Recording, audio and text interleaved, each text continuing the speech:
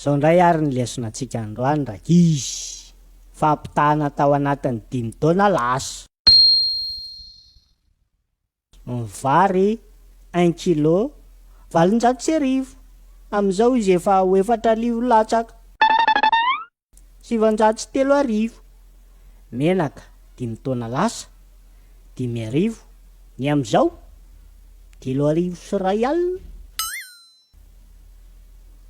Ny essence 4,100 na 4,000 amin'izao izy efa ho 9,000.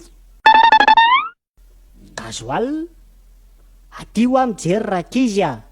Adiniko anareo any anaty lesona ngety fa ataovy tsy mijery eo nareo rakizy. Sara-pitaterana 400 ariary. Ohatrin'izy izao 600 euro. Takalim-bola indray ny resaka tsika 703 izy. Zao izy efa ho 5,000 latsaka ny euro. Tamin'ny 5 taona lasa raha misy olona 100 nefa hatramin'ny 70 amin'ireo dia mahantra. Amin'izao raha misy olona 100 ny 270 amin'ireo dia mahantra avokoa.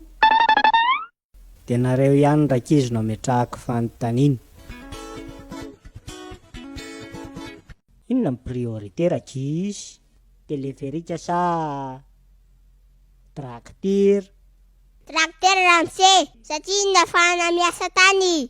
Tantsika ny datasika hoe ka ilaina mpiasa tany.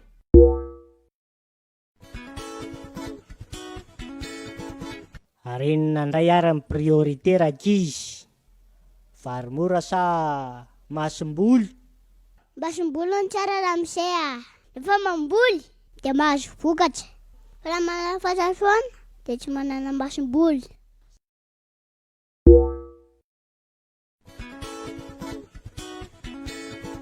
Ramsey oa. Ahoana tia? Inona ny lazay? Ahoana? Dao etsika any aminao atory izany etaetatsika izany Ramsey.